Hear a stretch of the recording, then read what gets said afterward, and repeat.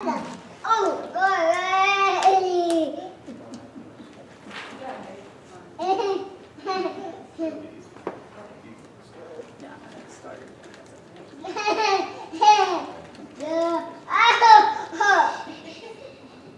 All right, I think we are ready to call the meeting to order. Do roll call.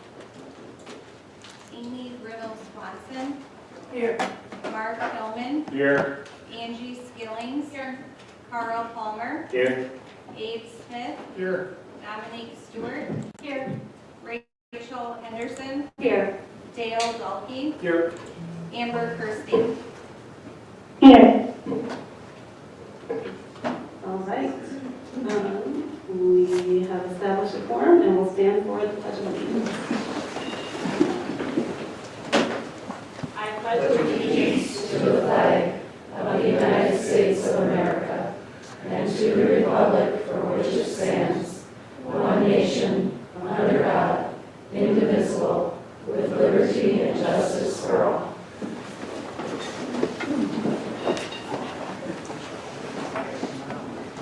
The school district of the Menomonie area, by embracing the unique needs and using the strengths of our diverse community, is dedicated to preparing all students to become lifelong learners, caring individuals, and responsible citizens. Next we have agenda. Are there any revisions to the agenda order?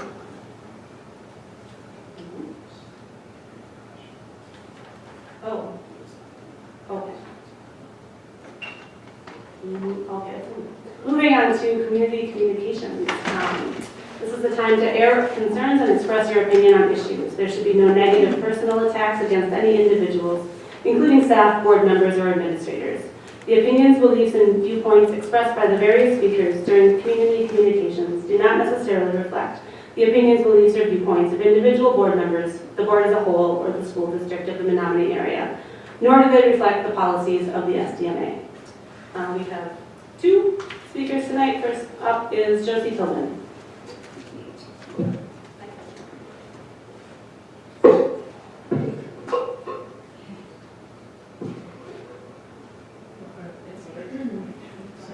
Hi, my name is Josie Pillman, and my address is 235 Josie, why don't you side try the other one a little bit? That one's not picking up very well. Am I supposed to say my address or not? It's up to you. We ask for the address or, Okay, I just wondered. on the form, but you don't need to state it out loud each time. Oh. Okay, Dr. Sadowski and members of the board. June is Dairy Month, and we are proud of it. How does this work? When a farmer wants to produce milk and all things dairy, he needs to be very scientific and of understanding about how nature works. He takes a heifer or a mature cow, breeds her, and she produces a calf. She also produces milk and all things dairy. This milk is everything a new calf needs to grow and thrive. But the farmer knows it is also useful for humankind to grow and thrive. He can even make a business of it. If he follows the laws of nature and nature's God, he can be quite successful. He also produces a product that will be helpful to his community. June is Dairy Month. We are so proud of our farmers. We are very proud of our community and the understanding they have to produce all things dairy. I'm so thankful we have schools that teach science, schools that teach our children how nature works so that we can have a wholesome, thriving community. We can celebrate June as Dairy Month. June is Dairy Month, and we are proud of it. Thank you.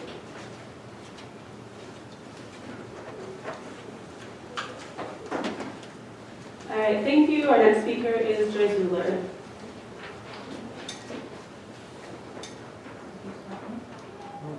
Joyce Euler, Menomonie.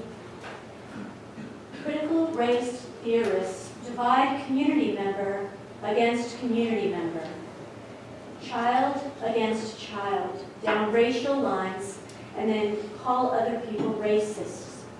CRT is a political agenda designed to get us all fighting each other for the benefit of big, shady political powers and organizations who are not our friends. Is there CRT in the SDMA? library search turned up about 10 likely titles, several by Ibram X. Kendi, who is perhaps the most famous CRT writer. The list includes, the book list includes Not My Idea, a book about whiteness, which is in Wakanda Elementary, and Anti-Racist Baby by Kendi at River Heights Elementary. So yes, why does it matter? It matters because nobody escapes without therapy in the CRT worldview. If you accept the story that you are just born hopelessly evil because of your skin color, and there is nothing you can do to redeem yourself, why go on living? As a reasonably confident adult, I can let those accusations roll off my back. But can a 5-year-old, an 8-year-old, and what of the oppressed victim races who are taught at best that their efforts in any area will be unsuccessful because a group of hate-filled white people and white-designed power systems will always stop them? At worst, will these white oppressors hurt you or kill you? How would you have felt hearing this repeatedly as a small child? Dunn County Educational Alternatives recently had an event where CRT was discussed. 2 of the speakers on the presented videos had biracial children. What do you tell a child who has a black parent and a white parent?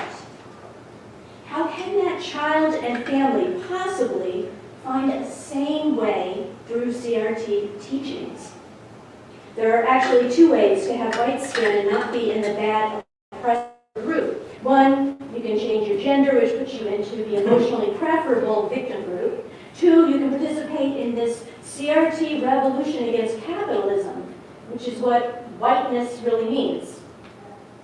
The racist ideology called critical race theory should have no place in Menomonie's public schools.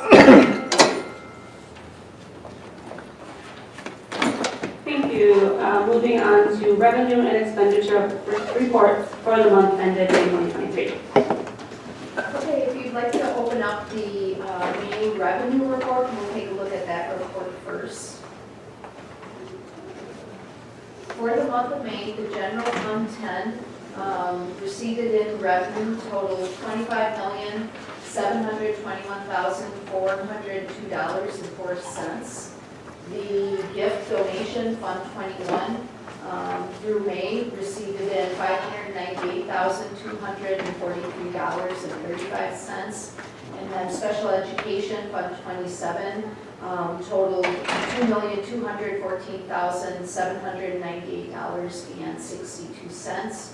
In the notes we have provided, we've noted the personal property aid payment from the Department of Revenue was received in, the local revenues, various student fees, etc., and grant money. The mobile home tax for May payment was received, and then also noted is interest. If you look at the interest column, you'll see year to date, we received it in $280,583.87, which is quite significant. Last year at the same time, we were at $25,000. So interest rates are up. We're getting some good returns on our monies being invested at the bank, and it's being reflected here. So that's really great. Point that out. Moving on to the expenses by object. This is all funds combined. Year through May, we are at 67.56% compared to last year at this time we're at 72.09%. Nothing really of special note for the month of May, just variances in timing of bill payments and such. And then if we look at the breakdown, the expenditures by funds, fund accounting for the Fund 10, we're at 62.62% compared to 68.02%. I do know for benefits we do have some health insurance costs for the month of May claims to be entered yet, so there's a variance 27, we're at 76.29% compared to last year. At this time, we were at 78.26. And then food service or Fund 50, we're at 73.69 compared to 79.04. Again, nothing of real significance for the month of May, just differences in timing of bill payments. Any questions?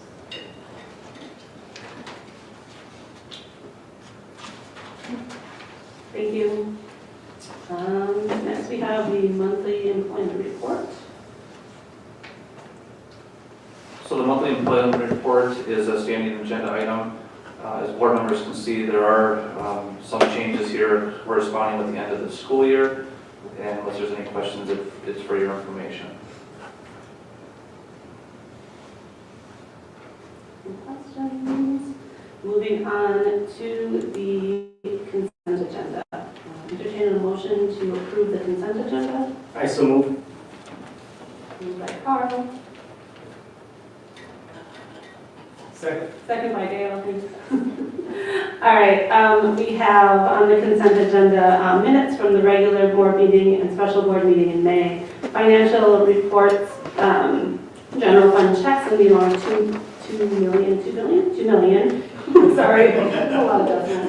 $121,224.21, and cash receipts in the amount of $172,582.93. Donations, no donations exceeding $1,000 during the month of May. We have our WIA renewal, and then changes that were reviewed at our last meeting to the student parent handbooks and our transportation contract for 23-24. Any comments or questions on anything in the consent agenda? If not, let's vote. We'll cross our fingers for board vote.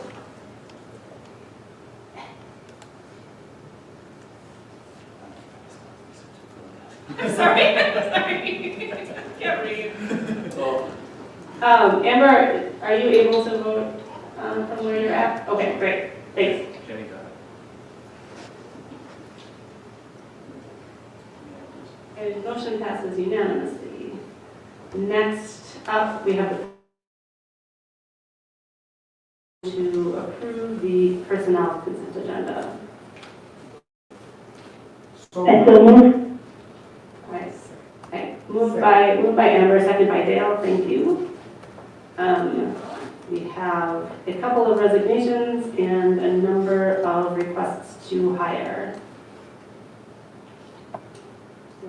Rachel, I'd just like to point out that a couple of the requests from hire came in late after board docs was originally published. It includes a 6th grade social studies teacher for next year, Spanish world for next year, and then also the assistant director of food and nutrition services.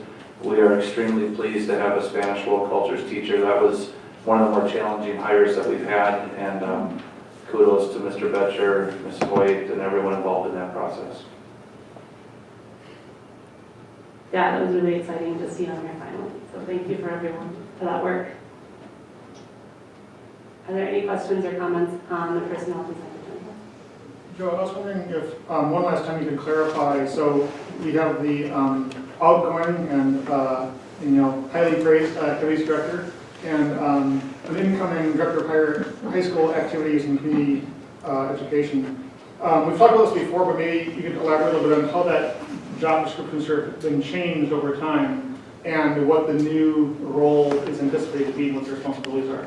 I'd be happy to do that. Thanks for the question. So, as the board knows, this position has been filled in a variety of different ways over really decades, including Mr. Dahlke, who has served as an interim VP for a while. Most recently, the position was combined as activities director and as assistant principal at the high school. And when we had some staffing changes over the last couple of years, our director of community education, who was stationed in the field house, took a position out of state. And at that time, in working with Mr. Mirren, we felt that it was a good fit for the activities director, with all that they do with the scheduling of facilities and everything else, to take a look at that. And we combined the activities director position with the director of community education. And that was a good fit. It really helped streamline some of the processes. It also fit well with the high school and what we had going on with Mr. Drake, Mr. Sam, Ms. Thompson, and Mr. Harmon. And as we know, next year, there are going to be a couple changes in the high school office as well. So the position that was posted is the same alignment that we had with Mr. Murin, where it is the director of activities at the high school and also the director of community education. We had, I think it was 19 applications, and we had a great committee of 10 people that we had slated to interview 8 candidates. Terrific candidates, and at the end of the day, as you can see here in the consent agenda, it's recommended that the board hire Eric Kinsella. Any other questions? Did you have a question? Since Dave brought it up, yeah, I do have a question. Does this activities director, will they be supervising and coaches and the other head coaches? The activities director does supervise the coaches and advisors, yes, along with the high school principal, Mr. Drake. Okay, well, I don't want to, get into this too much because we're in an open session. Yeah. My biggest concern is if they haven't had experience in that, how do they know how to evaluate that? Will there be some training? With any new employee, we have an onboarding process, and certainly, training and how to do the position is one of the important pieces. The good news is that I served as an activities director before. Mr. Drake has done a ton of evaluations also in his role as principal, excuse me. So we feel like we have a very good setup here. And this is another question, but doesn't have to pertain to that. I just wanted to talk to Sam. Sam, are we all filled for now with all of our positions for fall so far? Or do we have more? We have a couple that we're still looking for. We're still looking for a school psychologist. We're still looking to fill the Downsville and Knapp Fayed position. And we are looking to fill, we just talked about this today, special ed, it's actually a high school math position at the high school. So, thank you. Perfect, yep. Go ahead. I have a question, just a curiosity about the emergency one-year 8th grade math teacher. Why is it a 1 year? Sam will answer that. That's a great question. So Tyson has been with us as a substitute for the last couple of years. He is working on his licensure right now, anticipates that he will have it by the end of the summer. But we thought that the offering a 1 year position was best fit until that licensure was secured.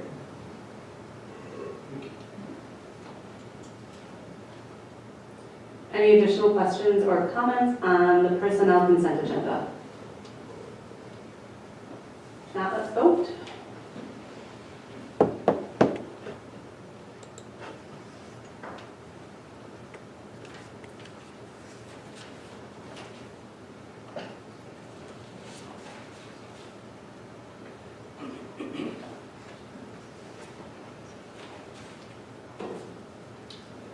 All right, motion passes unanimously.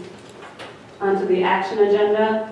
First, we have a resolution authorizing the transfer of funds, the establishment of an escrow account with respect to and the defeasance of certain of the general obligation refunding bonds dated December 28, 2017. I so move. Second, Dave? Moved by Carl, second by Abe to approve the resolution. Do you want to say anything about it? Sure. I know the board already reviewed this entire thing, but just to reiterate what this is an opportunity to defease some of the district debt, the long-term debt. We're able to do this through the good budgeting that Leah and her team in the business office have done. We have been able to save the taxpayers in our school district a large percentage of the long-term debt that we levied having to do with the last referendum. This is going to save $543,000 through this action by the board. estimated. Thank you for that. And we did discuss this at length last meeting. Any questions or comments, concerns about this resolution? All right, let's vote.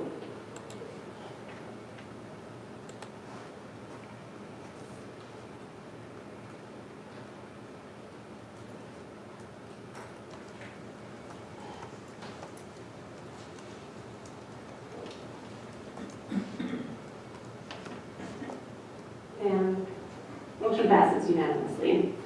Okay, next we have the preliminary budget for 2023-24. Do you want to say something first? I do, and this was listed on the agenda as an action item because typically at this meeting, we would ask the board to approve the preliminary budget that could then be published in preparation for the annual meeting in August.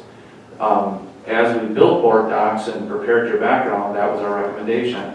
Shortly before this went out, though, like minutes before it went out, we were notified that the governor and the legislators of Madison had struck an agreement potentially for K-12 funding. So scrap the first recommendation for approving this tonight, and what we're suggesting is that we wait 2 more weeks and let us sort this out. The good news is that in looking at the tentative agreement, we do think that this is going to have a positive impact on our district budget. Before we get too excited, I want to tell you I don't think it's going to be enough to close the gap. We talked about the huge fiscal cliff that was created through the required use of federal funding to operate the past 2 years. I still don't think this fills that gap and provides an increase that's going to help us deal with inflation. But just to give you an idea, and Leah, thank you for trying to put this together under such a short time crunch. When we were talking about worst case scenarios a couple weeks ago, we were talking more about a $6 million deficit for the 2023-2024 school year. When we look at increasing the low revenue ceiling up to 11,000, when we look at increasing the revenue limit, we had anticipated a $200 increase. It appears it's going to be $325 per student. That's really going to help shrink that deficit. So it goes from about $6 million to about $3.8 million. We still think that's worst case scenario, but I like the worst case scenario today a lot better than what we were talking about 2 weeks ago. So we do need some more time though. In 2 weeks we can bring back a preliminary budget. It really isn't anything that is going to, I can't think of the word, but it's really more what you want us to publish for the annual meeting. It's not going to hold us harmless or cause problems, but the fact of the matter is we might as well post the most accurate preliminary budget that we can.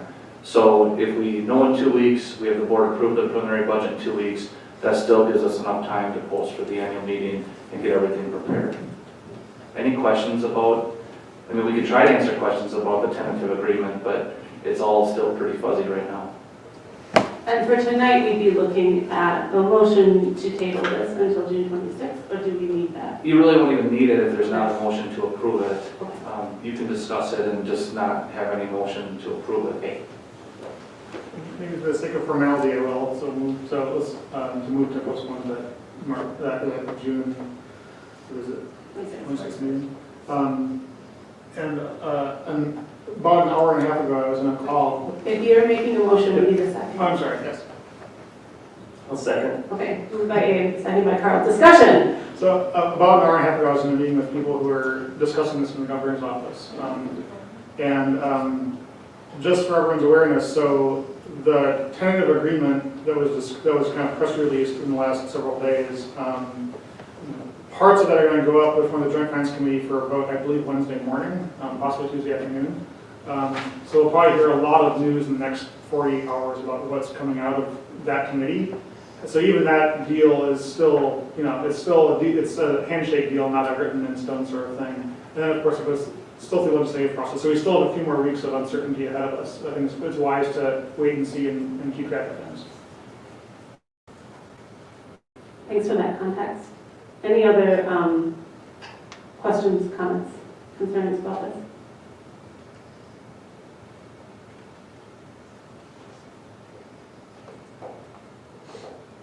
All right.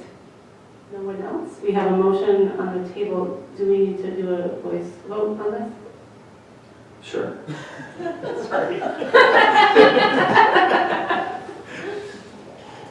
Dale Dahlke, Yes.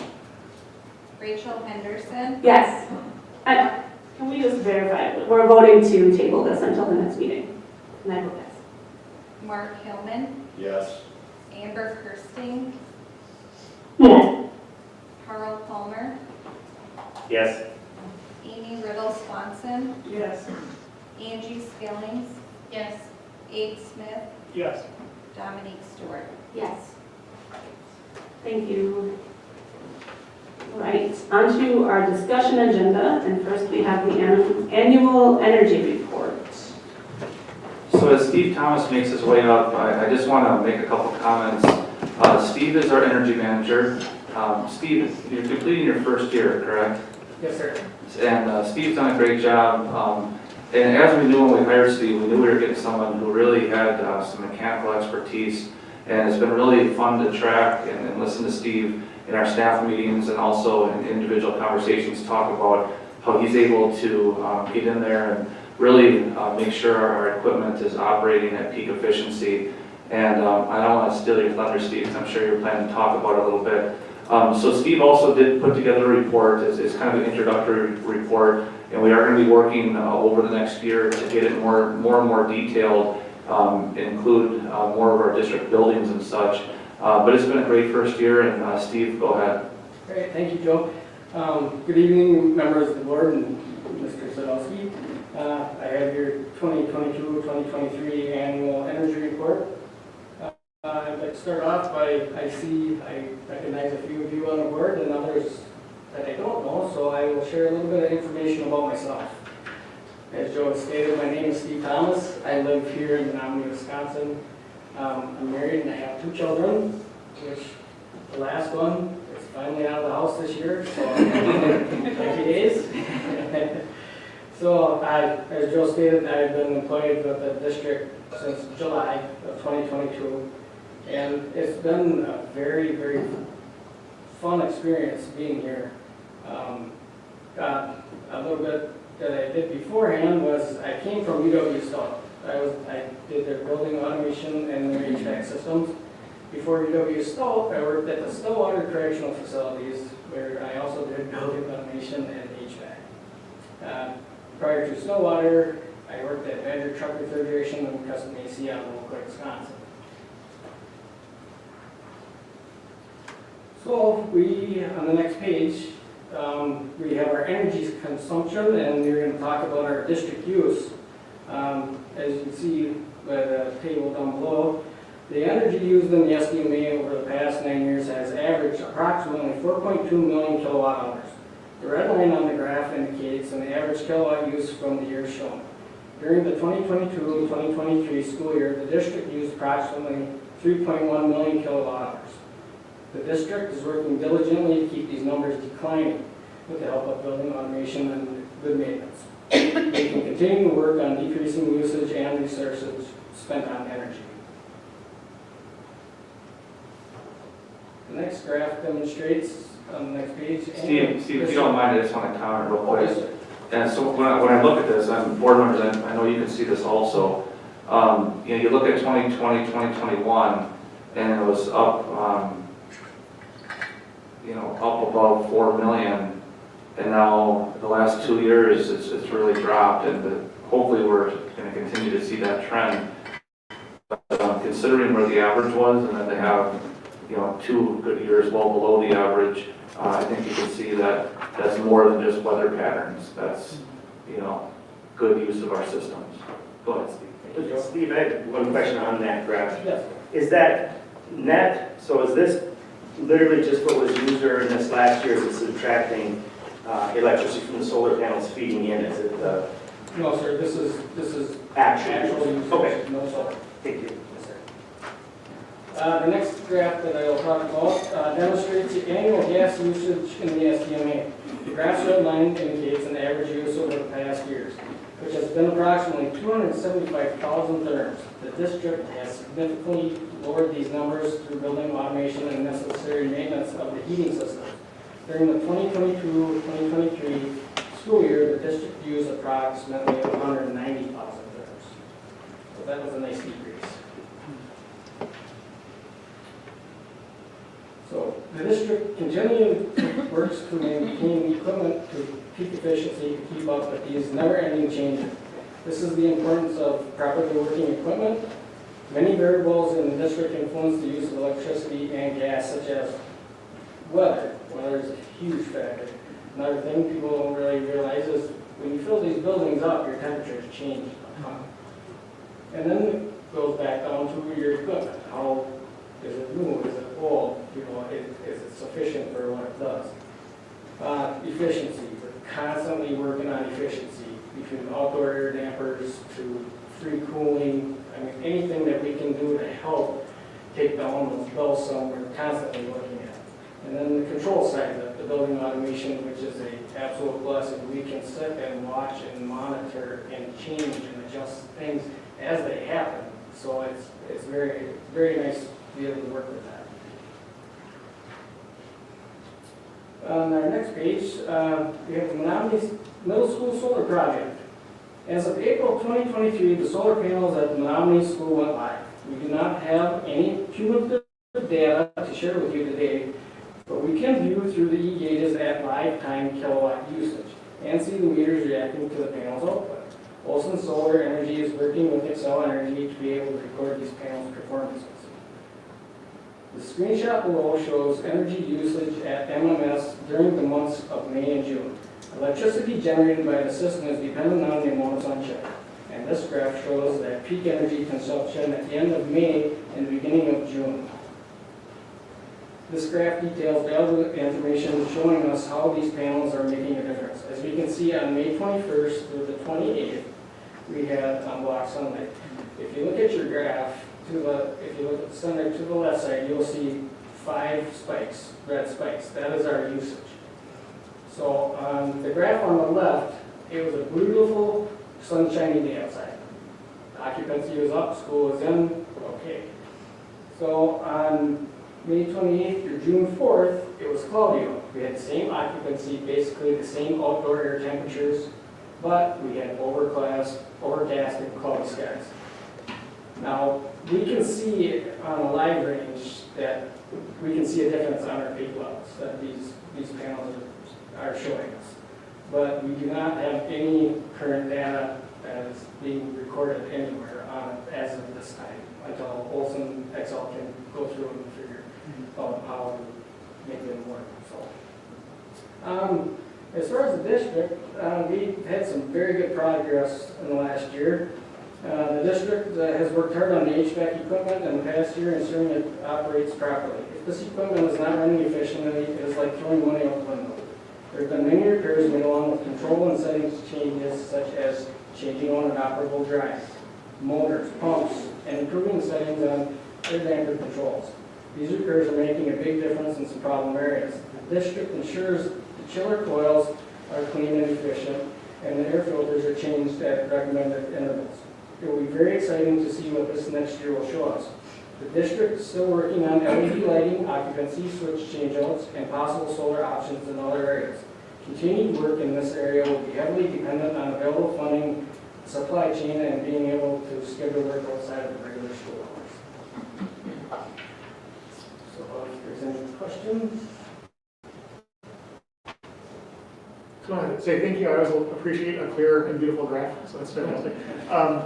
One thing I think is super useful for us thinking about the future is, we have the 30-year capital planning plan, and a lot of that involves things like energy projects, facilities management, and so on. And so thinking that through, as you kind of develop the portfolio you want to kind of build, through these different projects, to really see like, okay, we did this project, and now let's do a microcosm of that and see what it actually benefited us in a year. And that will really help us make decisions about, what we can afford to fund and what's worth it. I think the solar project is a great example of that, where the graph is very clear, like, yeah, this is gonna, the numbers are new, right? It just turned online about a month and a half ago, but it's gonna be very clear that we're gonna see these huge cost savings going forward. So getting that outline would be fantastic.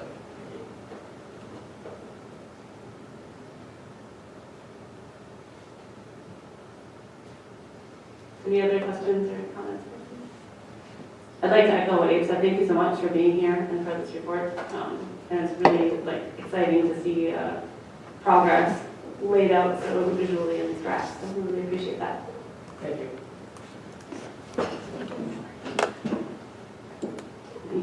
On to our report on district student relationship goals. So as the board members know, we had a very ambitious goal this year across the district that we would have 100% of our students be able to identify at least one adult in the school district that they trust. And I want to applaud our staff, our principals, our school counselors, our teachers, support staff, our leadership team, everyone who really worked so hard in this goal. And I appreciate the reports that our building principals put together. 100% is very ambitious. And you can see from the reports that, as you go through different grade levels, it gets more difficult. And at the elementary level, where the students are in their homeroom majority of the day, I think it was a lot easier for our teachers, one, to track, and then two, to intervene as needed. But even down to the spring, towards the last weeks of school, we still had some situations where building principals and school counselors and teachers were collaborating to reach that goal. And I'm very proud of the work that they did to do that. As you look to the middle school and the high school, you can see that as the age of the students change and as the district structure changes, it gets more difficult. The numbers are still very, very impressive, but as you can see in some scenarios, it's just short of the 100%. That's not necessarily a surprise. To me, that shows that we have more work to do, which we will continue that work. But I think everyone in our community can be very happy with the amount of connections that you can see in the reports. I have talked to Mr. Drake. I think also it has to do with when you look at the high school level and getting student participation, it's a lot more challenging, especially in the spring of the year when the students are so busy with all their different activities to get student participation. But even with lower participation in the survey rates, we still saw some very positive results. So with that being said, we can take any questions that board members have. I know Mr. Drake is here, also Mrs. Drought. They can answer questions as well. Anybody? Yes. My question is, this has only been a year long, so I don't know if you have any data on this, but I'm wondering how it is helping with other aspects of their students' education. Like, are they doing better? Like, are they more focused on their curriculum and their homework and all of that, and maybe your test scores and those kinds of things? I just wondering if there's been any data or anything that has shown that there's some improvement in those areas. And maybe Mrs. Drought or Mr. Drake have a comment. I would say that any information we have at that point would be anecdotal from our classroom teachers. Principals, do you have anything specific to share on that tonight? We didn't connect it to any achievement or growth data academically, so don't. I just think that would be kind of cool. I mean, not that, that you have to do that, like you say, from anecdotal, but I just thought it was interesting, if you're going to do this, to see if it helps with the other aspects of a child's education. Thank you. Yeah, it would be a very complex study to try to create a causal relationship between the two, but there has been a lot of research done, and when we talk about effect size and Hattie's research, and even the WIA has done a lot of research in terms of students who are involved in sports and activities, how their achievement as compared to other students is higher. So it would be a huge lift and probably require some sort of dissertation or something, but your point is well taken, Amy. I'm incredibly impressed with this, partially because it got pretty close in some cases to 100%, even though it's not a perfect measurement tool. It's not going to have 100% response, especially as you get to the older grades, but to still get that type of buy-in, to me, was incredibly positive. It's also important that we measure it, right? Because the fact that we measure this sends a really important message to the students, to the staff, to the families and the parents that we care enough about this, that we do ask, we do measure. So sometimes it's not even that it has to be 100%, as that it's important enough to be on our dashboard, which it is. I caught a couple of the middle school statements that were a little bit of interesting, about sharing emotion. I got my mom for that, and that's great, good. I don't disagree. I don't share my emotions to anyone but myself, and I'm not comfortable. So there's still folks that may be holding stuff inside that need outlet, and I think that's still an opportunity through the activities, through, whether it's music, arts, classroom, the janitor telling jokes in the hallway, the school bus driver, they all matter. So I think it's important work. Carl, you share your emotions once in a while. You told me how frustrated you were with the state budget. Billions or millions? I'm kidding. Just curious as I look at this, why is the middle school grouped together, but the high school is individual grades? Because if you see the jump, I mean, it makes total sense at the high school. So a freshman comes in, obviously they don't have any relationships, or most of them don't, and then there's a huge jump their sophomore year because obviously they probably feel more comfortable and get those relationships. But it would be interesting if it was the same for the middle school. So you would see the percentages down in 6th grade, but you would see a huge jump in 7th grade.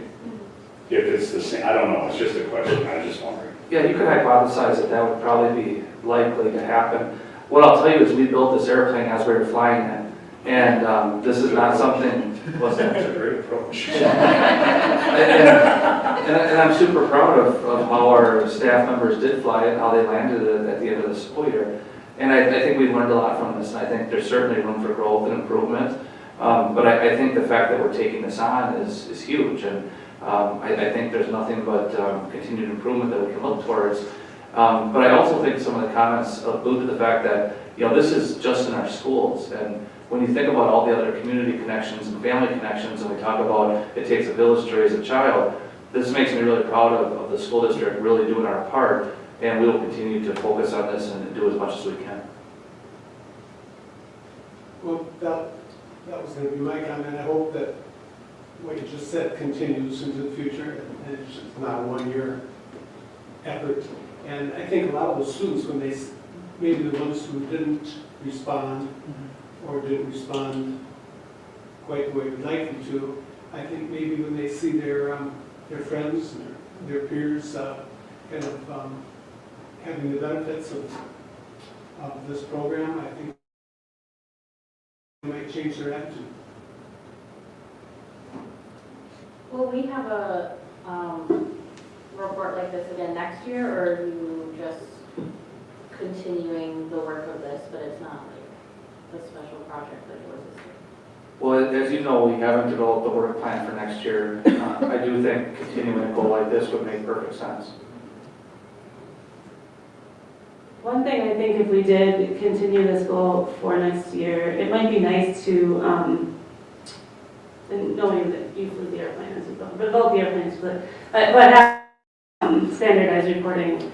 These reports are all fascinating and great, and I can see how much work that principals put into them, and we appreciate that. And they're all completely different, and there's a lot of richness in there, but it'd be easier to see what's happening throughout the district if they use a standard format.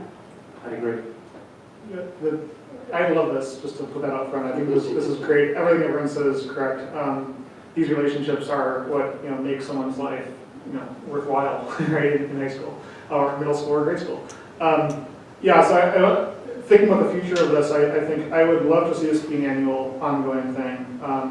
And I agree with the point about standardization. And maybe if the principals can talk amongst themselves about what they put in the report and why, and then kind of take the best of all those approaches and make a kind of thing they kind of agree on a way to present it. I think a grade by grade breakdown would be really fascinating. I don't know how meaningful it would be in like K-5, but I think grades 6, 7, 8, 9, 10, 11, 12 is definitely, there's a lot of emotional changes going on at that point, and social changes that we might observe things that are very interesting, like the change from middle school to high school.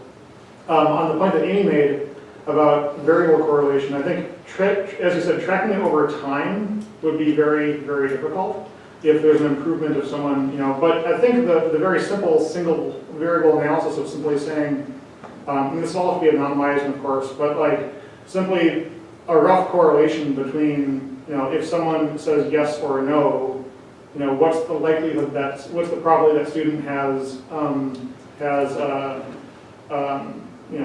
issues, has, what's the word I'm looking for, disciplinary issues, in different contexts, right? Or the likelihood they participate in sports and so on. It's not necessarily the causation, simply the rough correlation of these two.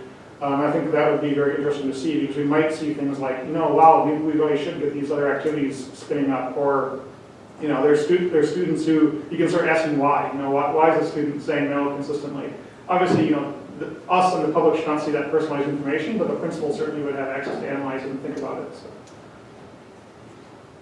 So what I hear you saying is look at the no's and see why maybe the no's are no's, and if they're, and what their activity, what their, I guess, education is compared to what somebody else says, I guess. And what I would suggest as someone very interested in numbers and correlations is simply looking up, treating yes versus no as a variable, and then figuring out the percentage of students in each category who have had, whatever your thresholds are for disciplinary action, or other measurements you have of kind of student participation or student success or student behavior, whatever you think is appropriate as a professional educator, and just once you have the numbers in front of you, then you can start asking, do they mean anything? Sometimes they don't, and that's okay. But I'm imagining that whatever database or spreadsheet this ran through, cross-typing with another one, hopefully is only a matter of a dozen clicks or so before you can start plugging that information. Now maybe I just committed a day of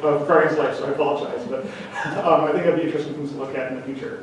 Not that you have to do it immediately, but as we think through this program year by year, I think there's a lot of richness here, which lots of schools I think haven't really thought about that we could. Well, then there's a whole group of kindergartners coming up too, so those kindergarten teachers, principals and those, with those kids will have to, start, almost at scratch with those kids, but, hopefully as each year goes by, they'll continue to go up and do good things. It shows that it's working. And I think to give kudos to especially the elementary staff with the dot exercises, that's exactly what they did. They said initially, here's the kids who are not feeling connected. We're going to focus especially on those kids, and they did. They came up with local interventions based on their relationships with those kids. I think they were very successful with that, which is what we needed to have happen. On that note, I can't find the comment now, so I don't know where to credit it, but I thought it was really great to see a comment in one of these reports that alluded to kind of the simplicity of the actions that led to these relationships building, right? This wasn't like an intervention with the student, it was this kind of repeated saying hi in the hallway and telling jokes, and I think that's so powerful. Like when I think about the ways my own children are connecting with staff in their schools, I know that those things are in some cases more important than a curriculum change that with a big program. If it sounds so sorry, it wasn't. I mean, obviously John's was the best.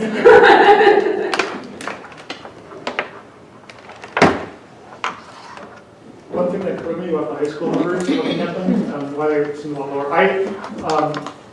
The first time you're running kind of a sample, right? It's hard to know exactly what matters. I wonder, how many students answered the survey when they were hungry or things like that. Things like that, especially if you're in 10th grade, can wildly throw off your opinion of the world, even for us adults. So I kind of wonder, about since the numbers were all over the place in high school, kind of wondering what the different sampling biases were just in people's lives.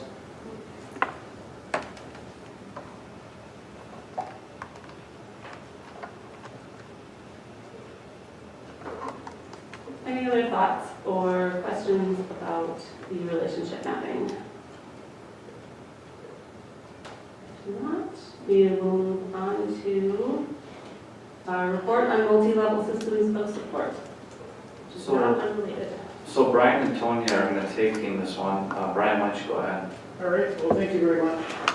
So to start out with, as we're talking about the goals that were set at the beginning of this academic year and starting to wrap those up, several goals in the district's work plan had to do with taking a look at things that would fall into systems of support for students who may or may not be finding success at school, be it academically, be it with mental wellness or social emotional learning, and also how do we support those students who are finding success and everybody in between.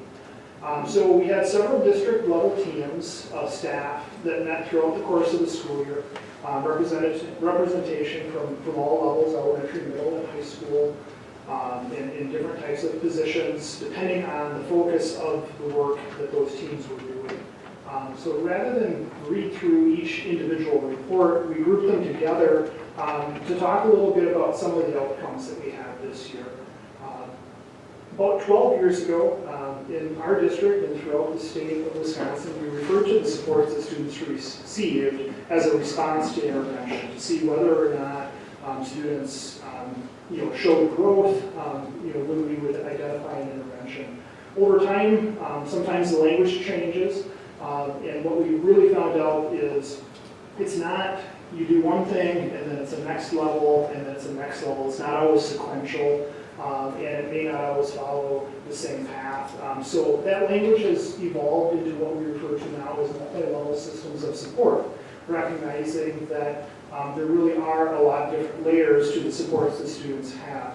So included in your background is an updated graphic that one of the teams started with, and then we received input from staff throughout the process to really show what those three main layers of supports that students will receive throughout the course of the school year.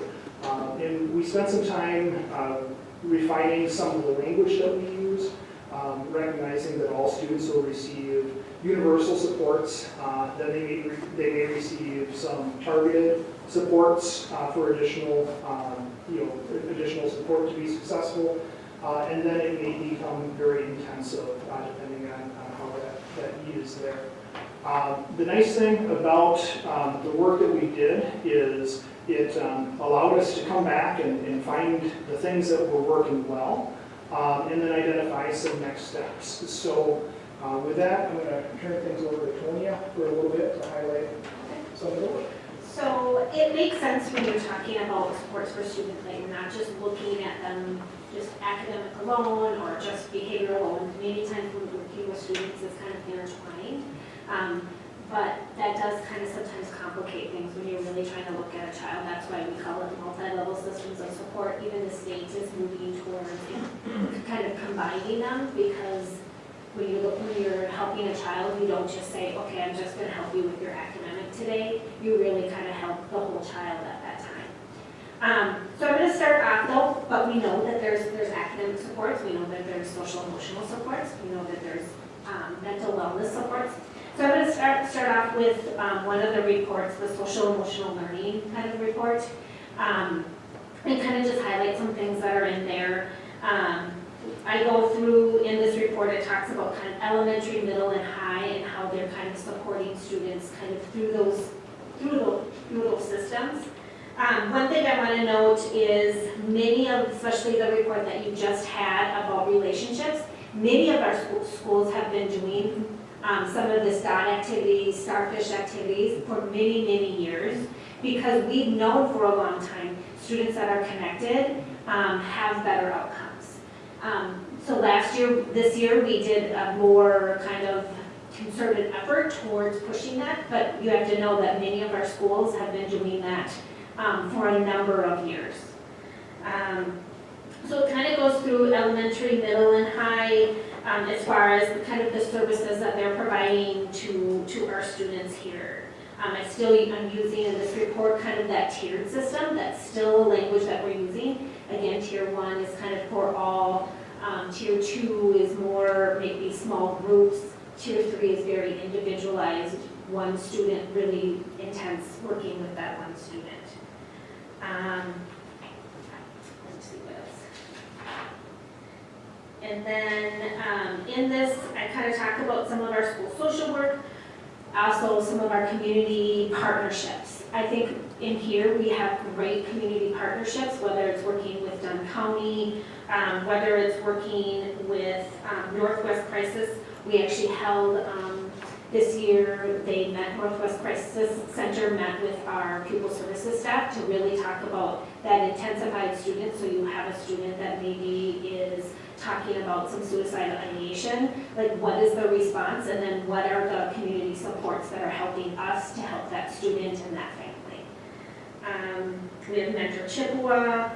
So we have a lot of really great partnerships, and we're going to continue to build upon those partnerships that we have in the community. We did the Youth Risk Behavior Survey. I know you guys have received that report earlier this year in January. Some of our next steps, I wanted to touch on this, a new family services, so that's that parent coaching. And so we partnered them with them this year. And at the time I did this report, I had not heard back from them. We had pretty a slow go of referrals that we were referring families. It's a big step for a family to take on coaching. Because when you coach a parent, it really is about acknowledging some things that the parent needs to change. It's not necessarily, the parent coach isn't necessarily going in and changing the child. It really is working with that parent, changing a parent. And that's a pretty big step for a parent to take, to be that kind of vulnerable. So it was kind of a slow go, but they ended up working with us with four different families and had a very positive outcome from what I've heard. Although they don't give me details about what they're talking, that's a private session. They said that the outcomes were very positive in helping to work with those families. And we're hoping to continue that partnership next year. Again, we paid for this through the Get Kids Ahead initiative, so this was free to families to access. So I think that was a great service that we had this year. Sorry, can you just clarify, what was the organization that? ANU, A-N-U. Yeah. Oh, okay, got it.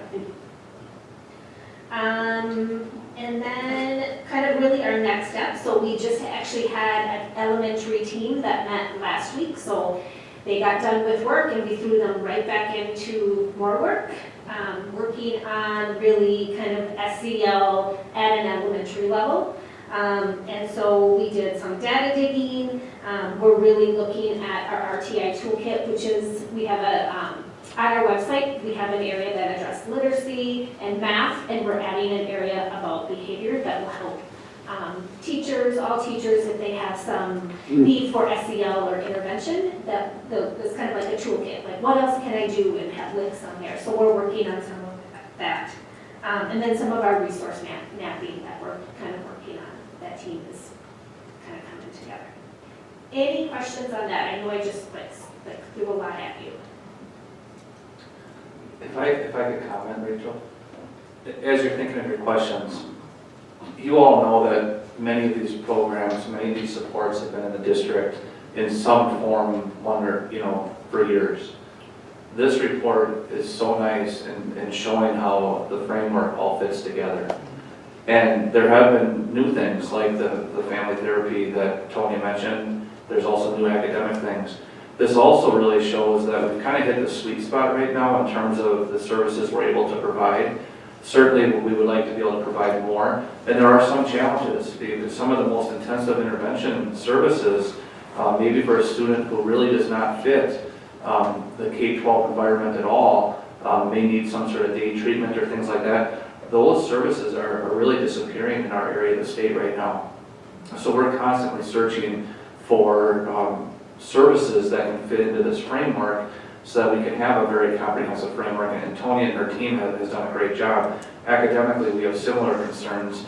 But I guess the thing I wanted to really hammer home on, this is one of the reasons why funding for public education is so critical. We don't just have students learning, reading, math, science. I mean, we're teaching the whole child. And when we start talking about not having sufficient funding and the need for social workers and counselors and academic interventionists and teachers, with the teacher shortage, this framework cannot be supported with all the resources that we need. And I really applaud the board as we move into next year, continuing to fund our intervention. I know we've talked about it multiple times, but our academic interventions, That's something that is not a given across the state, but it's such a critical component to this framework. Same thing with social workers. We've had years where we've had no social workers, and we've had years where we're able to have social workers. That would be a huge impact on this framework if we don't have that. Same thing with school counselors. So we can be really proud of what we have, but we also need to appreciate what we have because, you know, without additional revenue, we simply aren't going to be able to afford to continue this entire framework.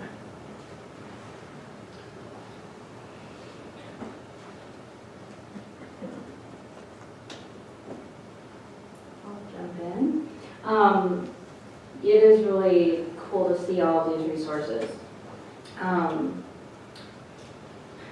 You know, because Joe made a great point, like, our schools at this point, I don't believe can exist without these. They're so crucial.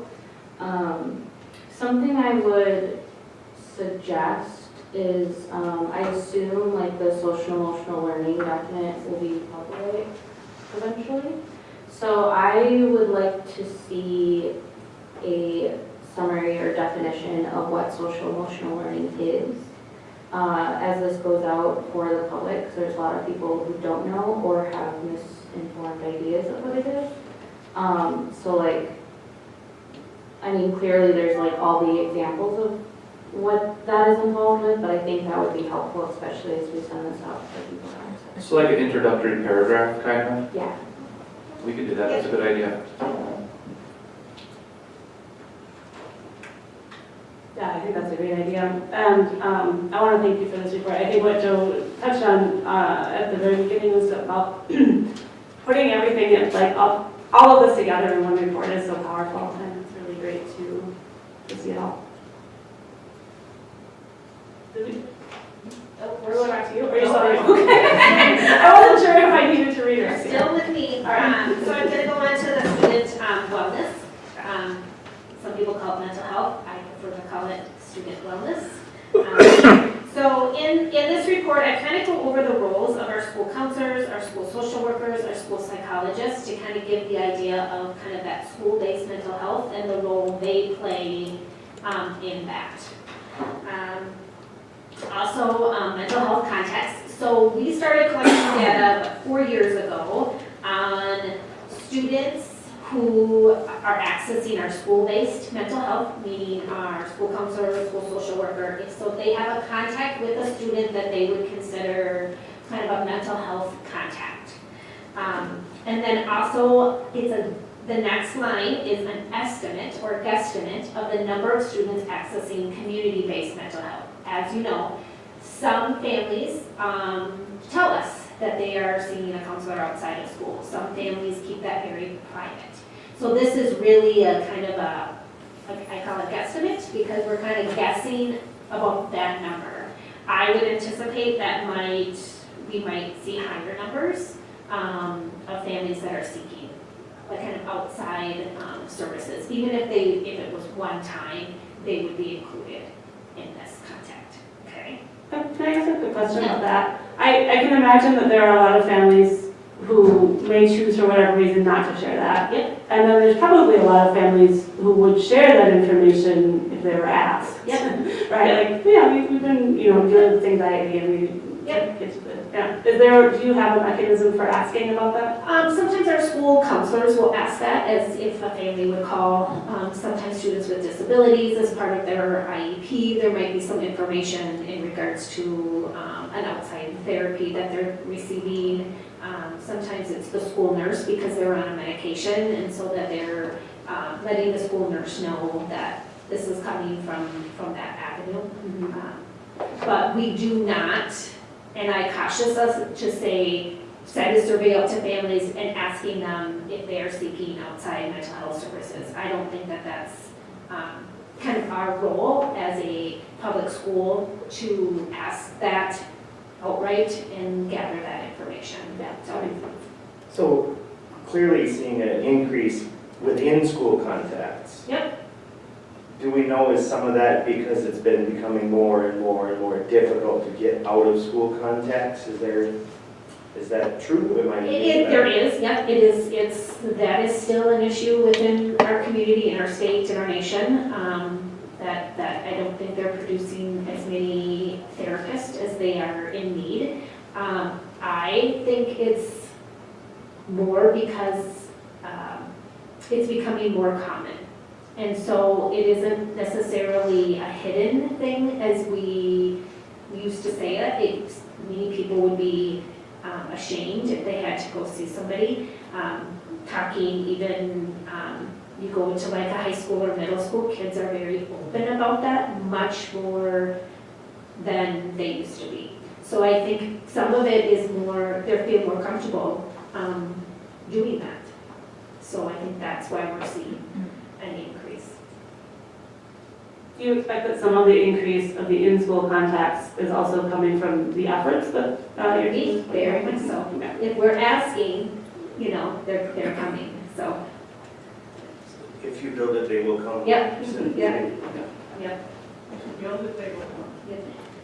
And then also in the report is some of our community-based mental health. I list some of our partners and the number of clients that they're seeing. And this is the number of clients they're seeing in our school buildings. So we create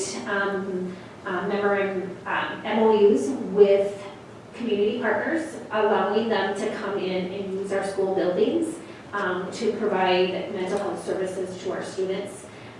This helps so families don't have to pick up their child from school, transport them to maybe a therapist that's in Eau Claire. That therapist is coming to them.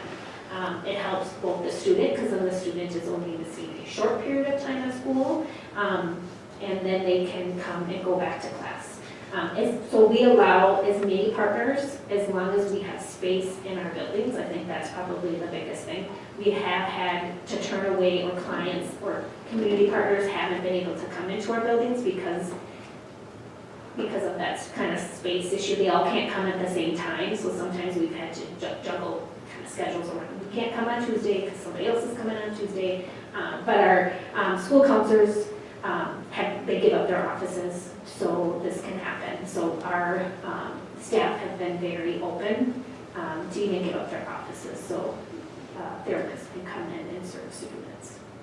Since it is partially determined by availability of space and time, at least among the K-5 schools, is there any disparity about which schools have available which resources? We are, like our 2 school social workers work really, really hard to make sure that there is space. So they give, like I said, they've given up their space. I know sometimes even our principals have given up space for a period of time. We found space in libraries, corners, any way we can. So they work really hard to ensure. Sometimes it's more of like juggling the kind of schedule around. We have a new community partner, Thrive Consulting Services. So Thrive was built off of our partnership with UW Stout. And so they're a community partnership here. They have for the next year, so this will be one of our community partners who will use our school buildings. What's different about them is they are dedicating one full-time therapist to Menomonie School District students. Where the other, where their other community partners, they may see clients, but they also see other clients outside of our school.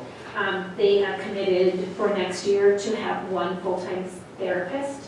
And so we are working really hard to making sure that building a clientele up of families that need it, making sure that they will have space in our buildings, and if the therapist can have a schedule that will work with them.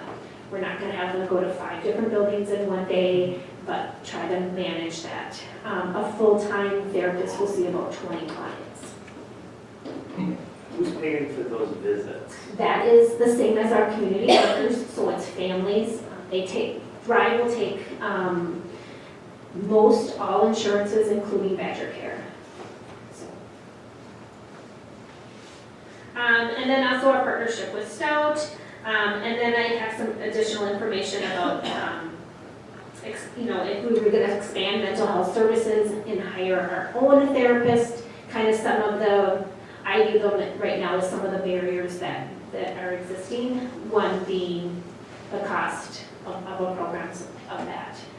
Given that 20 clients is about their max when I've done my research on that, so. So if anybody wins the lottery, maybe we can do this or get a big grant, but right now, I'm not sure. I think going with, trying to find new partnerships with community partners is probably the better option right now for us to go. I suppose it'll all be a game of waiting and see, but supposedly in this new school funding, or in the new budget bill, there's dedicated funding for student mental health. So we'll see how that all plays out. Historically, when DPI has, or when we've got money for the state for mental health, we cannot use that to pay for direct services to students.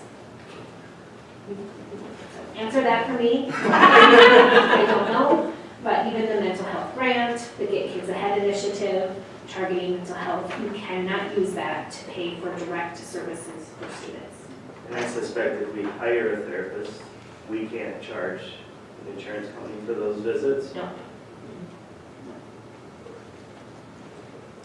So where does that money go when you get a grant? It goes towards like consulting.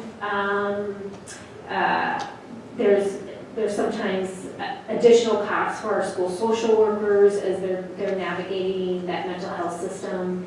It can be for professional development. So those 2 days that we spent with our elementary staff working on SEL to help pay and fund for them to come in on their own time. Those types of curriculum and budgets that need to happen, SEL curriculum. I have a somewhat off-the-wall question, so I apologize for not thinking it through in advance. But are there, when we think about the constraints that this, and this is a fantastic program, I think it's amazing how much you've gotten done with fairly limited resources and a lot of creativity and a lot of partnerships. It's just absolutely phenomenal. If part of the problem is juggling space and finding the, just the physical locations in the corner of a library or whatever, are there things we should be thinking about in terms of prioritizing those spaces as we think about capital projects in 30-year plan language, right? So I'm not, I don't expect the answer now, but I'm just thinking through, like, it might be that things like an extra or a removed partition wall will make all the difference to some 5 kids who will get the service they need, right? So it's worth thinking about if there's, hopefully fairly minor capital projects that would actually make that sort of improvement. But I would say I have no idea, it's just popped in my head, so. Yeah, enrollment will play a big piece in that as well. Now it's on to Brian.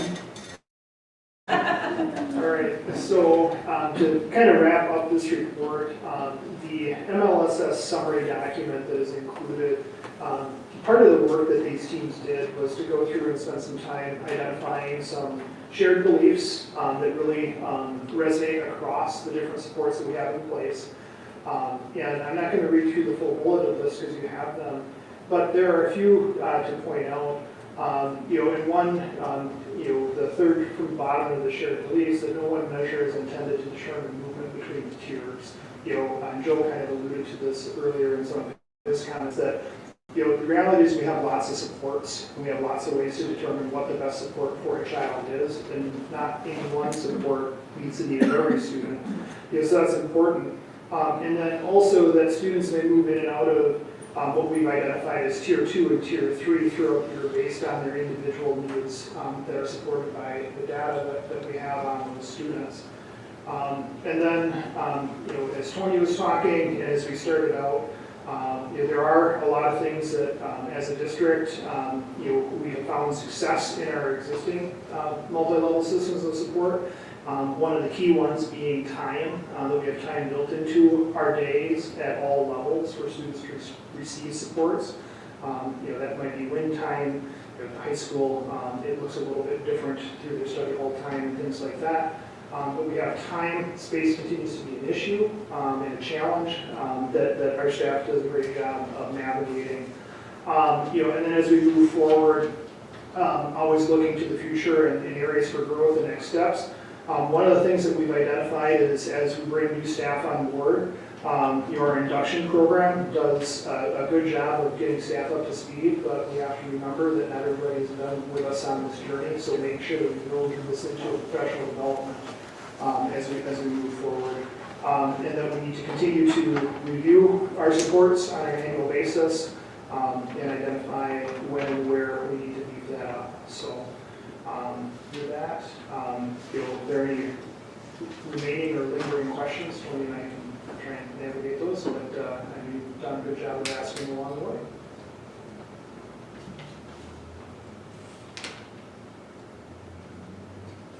Nice report. I was going to say the same thing. If there's no more questions, this is all. I can see how much effort goes into our supports for students and also how much time and effort has gone into creating these reports and presentations. I really appreciate it. And we are on to review changes to the employee handbook for 2023-2024. So as the board members who are on the QIC committees know, there were no major ideas that came forward in relation to the employee handbook. Part of that was because so much of the effort was spent with the changes that were made to the compensation plans for next year. With that being said, there still are some changes that are being recommended. As noted, you can see that the changes really are mostly editorial in nature, updating language to ensure that the handbook reflects current practices. But for the most part, a lot of it has to do with the compensation changes and those editorial changes that I already mentioned. Sam, is there anything specific that you wanted to point out at all? No, I don't think so. Board members, any questions at all?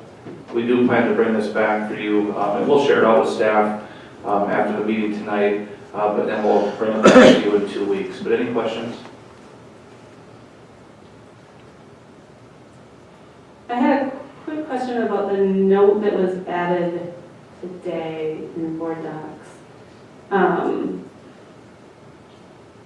So I guess I'm confused about what was changed here today. So, as you know, we're trying our best to wrap up this school year. And when we first put board docs live, we gave you the executive summary along with a link to last year's handbook. What Jenny's been working on and Sam has then been taking the handbook and revising it so you could actually see those changes embedded into the handbook for next year. So we now have a 2023-2024 draft. That's what's been added. We certainly were going to have it ready for the next meeting, but we wanted to get it to you as soon as possible, just so you can see how those changes fit in, if you want to take that time. Great, thank you for that. And I apologize for not reviewing that closely enough before the meeting. Are the changes highlighted in here? Okay. No, they're just called out in the executive summary. In the executive summary. And then, so will both the updated handbook and that executive summary with the list of changes be made public tomorrow? Yes. Okay. So folks can see, they can look at the new handbook in its entirety and a separate document that shows where the changes are. Got it. Thank you. I'm sorry, I just needed to understand that. Other questions about the updates to the employee handbook? Even if they're not highlighted, I can see where it would be easy to find them because it's quite a number. So. Yes, as long as you have that second document, it's easy to find them. All right, that's a faster agenda item. Moving on to discuss annual board self-evaluation. Sure. So board members and principals, we're beyond the building level stuff, so you're welcome to enjoy the rest of your night whenever is convenient for you. You can enjoy the rest of your night here if you want to. And actually directors, same with you, so I know that you're all really busy. But anyway, according to policy 153, the board will conduct an annual self-evaluation to assess the board's overall functioning, the board's contributions towards the accomplishment of district goals, and the board's progress towards the accomplishment of any board-specific goals that the board previously established for itself.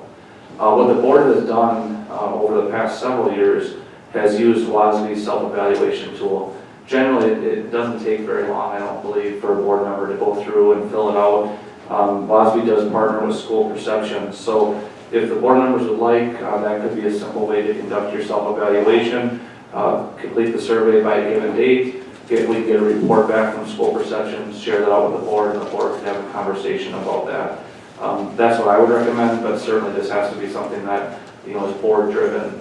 So it's really whatever the board's pleasure is. So I'm interested to hear folks' thoughts on the board, on using that survey tool. I'm also curious, because this came up at the end of our last meeting, how we want to address like the timing of the board self-evaluation, and if and whether that's connected to a board retreat as it has been in the past, or how, what other alternatives we have to kind of reflect on the board self-eval.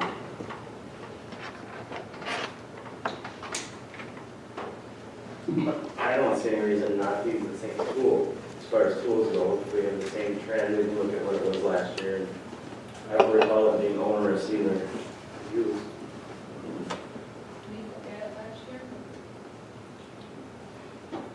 Last year, as I recall, please correct me, we invited John Ashley to come, and we kind of just discussed it with him.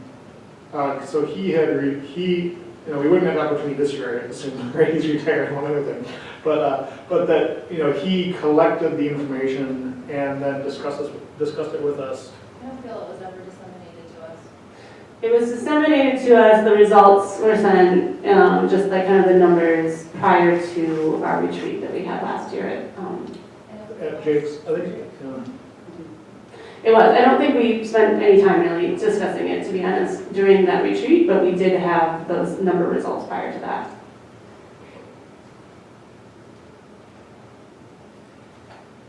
The link that is in board docs about the self-evaluation, I think requires you to log into WASB. Is that right? No, you can't. You can't start the survey, you can't read the survey until you've used that. But if you, on the WASB website, there is a list available of the topics that are covered on the eval tool, right? I'm not finding it right now. But Last year it was shared with the board in board docs on May 23rd, so it would have been a couple weeks earlier than this year.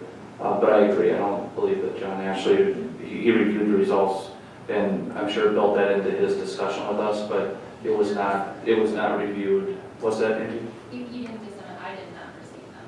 The results, are you talking? Correct. Oh, okay. you're saying they were in board docs?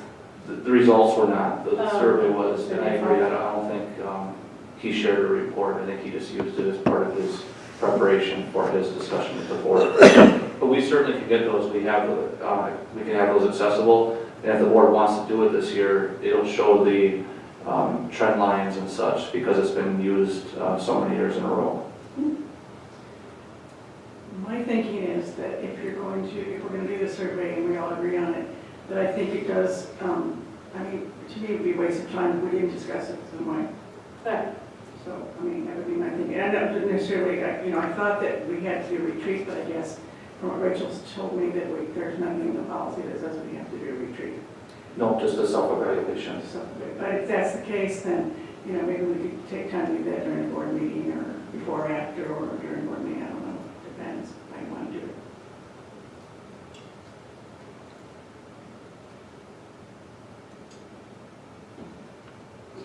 I guess my only comment that I did share with Rachel was having a new board member like Amber. She doesn't have the last year's history to be able to evaluate necessarily. So my thought process was that would be something that would be done at the end of a board member's year, at the end of March or sometime in March, so that we can then set goals for the next year, or is that the purpose of this evaluation, or what is the goal of doing the board member evaluation? I did read the policy that was set policy 153 that Rachel did share, but I just was curious, what is the goal of this? I think it's an excellent question. My personal answer would be that it gives us an excuse to talk about the board and how we operate outside of the context of an agenda, and just kind of, I think the conversation that results is more important than the tool. And that, I guess, I don't see the evaluation necessarily as a, it's not an evaluation in the sense that there's no, like, the score in some sense is not relevant as much as the discussion that follows from it. So as long as we have a way to have kind of an honest and thorough discussion of how we feel about the operation of the board and what we'd like to see changed as a group, I think in some sense the tool is just the totem for doing that.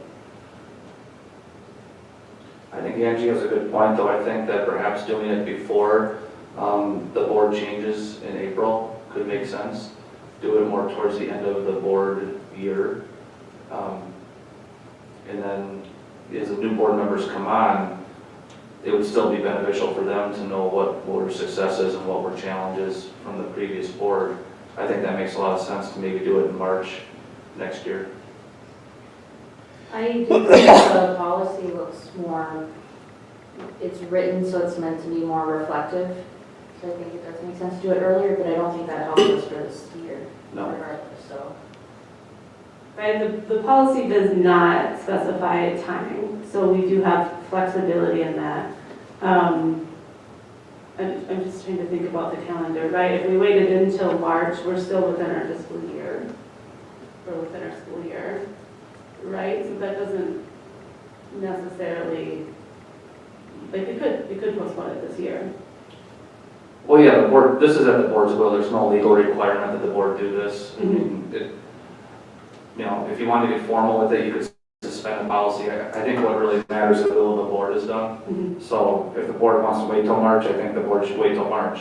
But if you want to formalize that, then I would probably take a vote. I don't think we need to make any changes to suspend this policy because it gives us quite a bit of leeway in terms of timing. It does say annual, and that's what I was just thinking in response to Donnie's comment, right? It's annual, but it's within the time frame of the school year, so I don't think there's an actual problem in waiting until later in the school year. Can I ask, can you hear me? Yes, go ahead, Amber. Okay. In years past during this evaluation process, has there been some very concrete goals that came out of this process or specific things to work towards? Because I'm all for using the same metrics so that we can measure change and see, but if the point of the assessment is to have an assessment, I just want to know if there's something that comes out of it that helps us to develop what we're, if we're working towards something specific as a board. Well, I think Amy could probably speak to it. I think you're the only one who's not a first-term member, right? Is that correct? So Amy, I'll just start, but then if you want to share. From my perspective, there has been some things that have come out of the board evaluations and the board retreats. The board norms probably being the biggest one, but also just how we use work plans and how we have 3 years of data on our reports. Those are 2 things that stand out to me that came from the board evaluation. Definitely the board norms, that was probably, 6, 7 years ago maybe. So those came out of that. And then a lot of times we would do the self-evaluation, we would have somebody from WASB, not necessarily John Ashley, we had other consultants that would come, and the board president would meet with Joe and that consultant to find out maybe what the perception was, not only the evaluation, but also what the president and the superintendent might have alluded to, like, maybe we need to improve this, or maybe we need to hear this out, or this is happening, what can we do about it, kind of thing. And a lot of times the evaluation was followed up with a retreat almost every time that we've done it, I believe, but at least I can remember. And I think it just depends what the evaluation shows, and I think that's why, and I think waiting to March makes sense, and I don't think it'd be a problem the way the policy's written. And then I think when the results come back, then I think, like Amy said, you have an opportunity to look at them, perhaps talk to a WASB consultant and then identify if there are some areas. But ultimately, that would be the board's decision then to decide if there's any specific areas that the board wants to work on. But it's just kind of a nice checkup, if nothing else. I also think that the transition from the new executive committee, or from the old committee to the new committee, is a good time to discuss and share those things, how things went through the year, what they can do next year, kind of thing, if the committee would change. Is there a middle ground? Like, would it be an option to look at October or something like that? Because as a brand new board member, I don't necessarily feel ready to do a lot of board evaluations. But if it happens to be a year where there's some considerable turnover, getting that data and then having new people in it sort of shifts what we're looking at too. One thing that occurs to me with respect to the timing is also the WASB convention and what the implications are of any decisions we make for how we would want to participate in that, right? Like I could imagine a scenario where we set some goals or had some ideas for improvement and like would in doing so choose, if to attend and what kind of workshops to participate in at the convention. So having it in advance of that might be helpful. And something Amber just said made me think March is tricky because of the election's always the first week of April, right? So, or whatever. So that can be a time of possibly high tension, given this is an elected body, and then maybe just I think the appeal of doing it later in the year definitely makes just March in particular seems like a time when people are maybe pretty high tension for all sorts of complicated reasons. And so maybe, I don't know, maybe a little earlier, I'm thinking more fall. But yeah, I definitely see the appeal of not doing it immediately in the spring and summer when we have some more time to work together and find the flow before we start discussing how that's actually going. The only comment I would add to that is that I would want to double check when the survey window is, because the current survey closes on June 30th. I'm not sure when we get access to the next survey. It might be October 1st, but for some reason I think it's after January 1st. But I could double check that and have that information for the board. Oh, thank you. So February might make sense then. Yeah, because I hear your point, Abe, I hear your point. Like, do you want to do it, new people that don't know what to review, do you want to do it right before an election?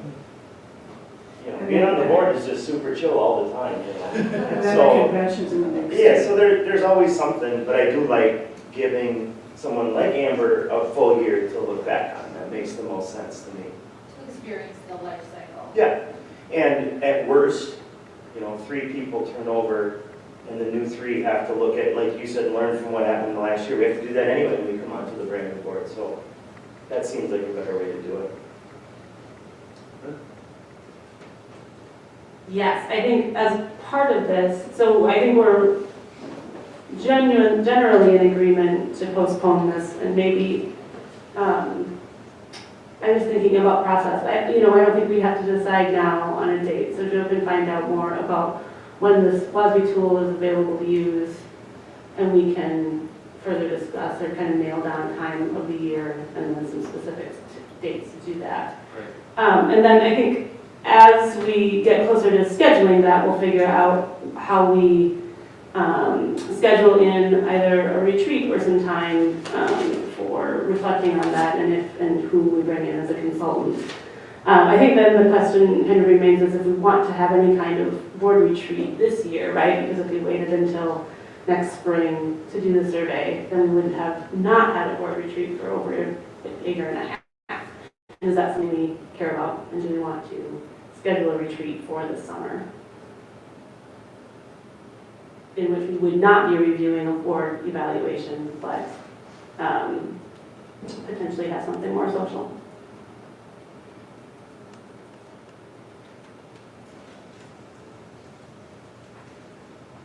We don't have to decide. And you can all say no, Rachel, it's a bad idea. I would be fine with having a more informal retreat.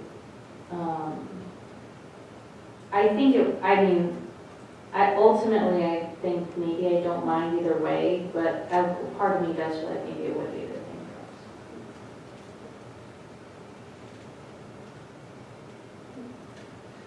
That is also a question we can revisit if anyone wants to reach out to me with thoughts later.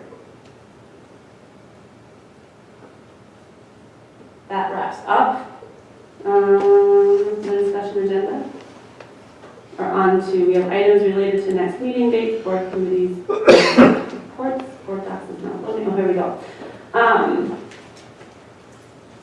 So we have June 26th, special school board meeting here, July 10th, regular school board meeting, July 24th, school board meeting, and you can see board docs for upcoming events and webinars.